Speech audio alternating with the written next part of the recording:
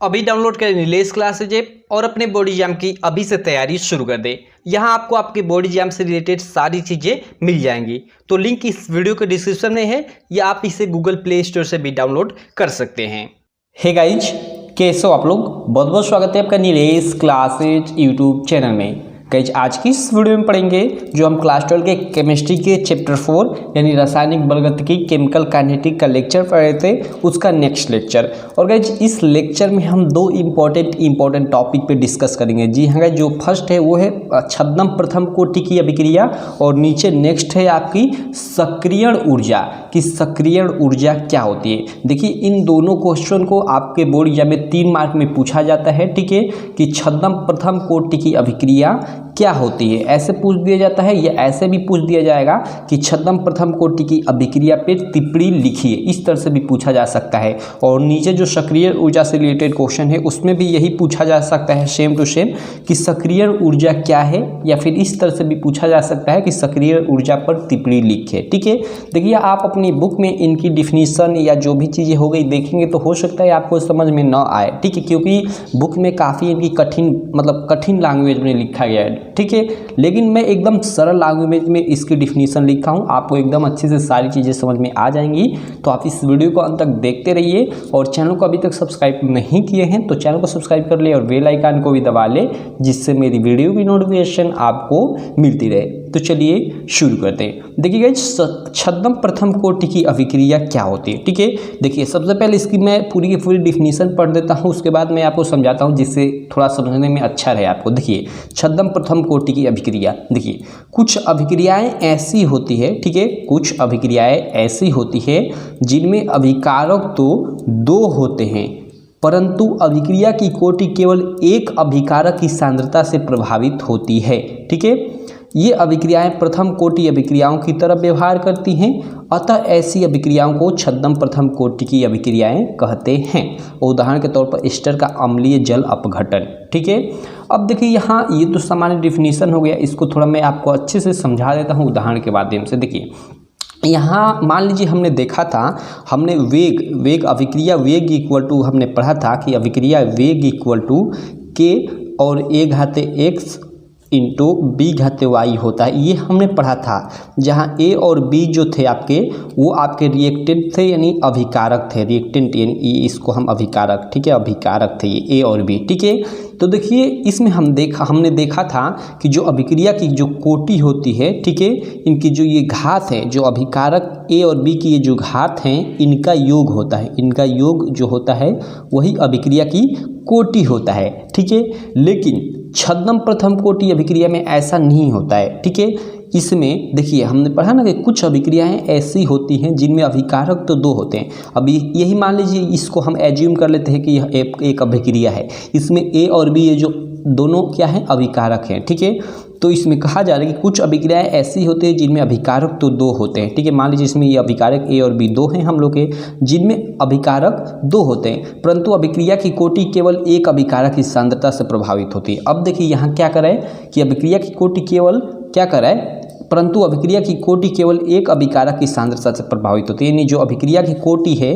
यानी अभिक्रिया कोटि को हम n से डिनोट करते हैं, वह इन दोनों से नहीं बल्कि केवल एक से की तो इससे प्रभावित होगी। ठीक है, तो ऐसी अभिक्रिया जो मिलती है उसी को हम क्या कहते हैं, छद्म प्रथम कोटि की अभिक्रिया।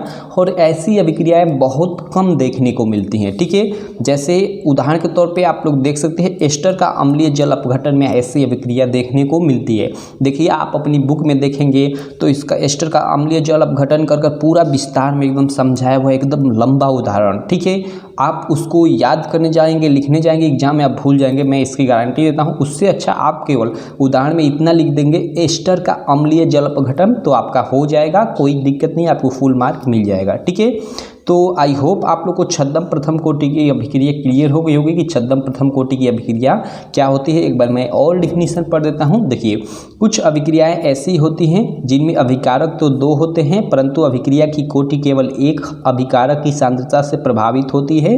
ये अभिक्रियाएं प्रथम कोटि अभिक्रियाओं की तरह व्यवहार करती हैं, अतः ऐसी अभिक्रियाओं को छद्म प्रथम कोटि की अभिक्रियाएं कहते हैं। उदाहरण के तौर पर एस्टर का अम्लीय जल अपघटन। ठीक है, चलिए अगला हम देखते हैं। अगला हम लोग का है सक्रियण ऊर्जा। ठीक है, सक्रिय ऊर्जा क्या होती है इसको हम देखते हैं। ठीक है, यहाँ पे आप जरा ध्यान दीजिए, सक्रिय ऊर्जा। ठीक है, देखिए आर्रेनियस, ये एक वैज्ञानिक थे आर्रेनियस। ठीक है, आर्रेनियस के सिद्धांत के अनुसार अभिक्रिया अभिकारकों के मध्य संगठ हो, ठीक है, संगठ हो यानी टक्कर हो, ठीक है, से होती है। आई होप यहाँ आपको क्लियर हो गया। सक्रिय ऊर्जा क्या आप लिखेंगे कि आर्रेनियस के सिद्धांत के अनुसार अभिक्रिया अभिकारकों के मध्य संगठ हो, संगठ यानी वही टक्कर होता है, से होती है।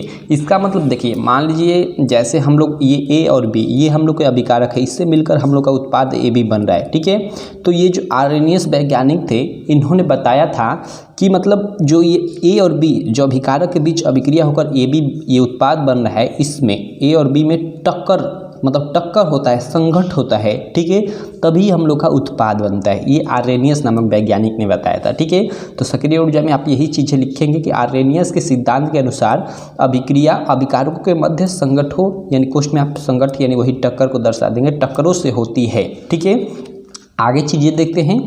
अभिकारक एक मध्यवर्ती का निर्माण करते हैं जो अल्प समय के लिए अस्तित्व में रहता है तथा तत्पश्चात उत्पाद में बदल जाता है। जैसे उदाहरण के तौर पे आप हाइड्रोजन H2 और आयोडीन I2, ठीक है, इसका लेंगे। ठीक है, और अभिक्रिया देखकर ये देखिए अभिक्रिया करके ये 2HI यानी हाइड्रोजन आयोडाइड बना रहा है। देखिए ये क्या यहाँ पे कर रहा है कि अभिकारक एक मध्यवर्ती का निर्माण करता है जो अल्प समय के लिए अस्तित्व में रहता है तथा तत्पश्चात उत्पाद में बदल जाता है। ये आर्रेनियस वैज्ञानिक बताए थे। ठीक है, इसका मतलब क्या है मैं आपको समझाता हूँ। देखिए इन्होंने बताया था, आर्रेनियस जो वैज्ञानिक थे, इन्होंने बताया था कि जो अभिकारक होते हैं, मान लीजिए ए और बी, ये अभिकारक है, मिलकर उत्पाद बना रहे हैं AB। ठीक है, तो ये जो अभिकारक हैं, ठीक है, आपस में अभिक्रिया कब करते हैं? जब इनमें टक्कर होती है। क्या होती है? इनमें टक्कर होती है। ठीक है, और टक्कर होने के बाद ये तुरंत अभिकारक नहीं तुरंत उत्पाद नहीं बनाते। ठीक है, उत्पाद को बनाने से पहले ये एक क्या बनाते हैं? देखिए एक मध्यवर्ती का निर्माण करते हैं। ठीक है, इस उत्पाद को बनने से पहले यहाँ एक मध्यवर्ती संकुल बनता है। ठीक है, मध्यवर्ती संकुल बनता है। ठीक है, वो अभी मैं ये उदाहरण बताऊंगा नीचे, ये वाला उदाहरण, तो उसमें मैं उसका फिगर भी ऐड कर दूंगा। ठीक है, आप देख लीजिएगा। ठीक है, मतलब ये उत्पाद बनने से पहले क्या होता है कि एक मध्यवर्ती का निर्माण होता है, और यह जो मध्यवर्ती होता है मतलब बहुत कम समय के लिए होता है, मतलब एकदम कम समय के लिए, सेकेंडों समय के लिए। ठीक है, किसी को वो महसूस नहीं होता है। क्लियर है? और उसके बाद आप लोग का उत्पाद बनता है। ये चीज़ क्लियर है? अब चलिए आगे देखते हैं, और इसका उदाहरण आप लोग, सबसे अच्छा उदाहरण इसका H2 यानी हाइड्रोजन और प्लस I2, ठीक है, आयोडीन, मिलकर हाइड्रोजन आयोडीन का बनना। ठीक है, देखिए यहाँ पे देखिए, जब आपके H2 और I2 ये दोनों मिलते हैं तो आपके हाइड्रोजन आयोडाइड बनाते हैं।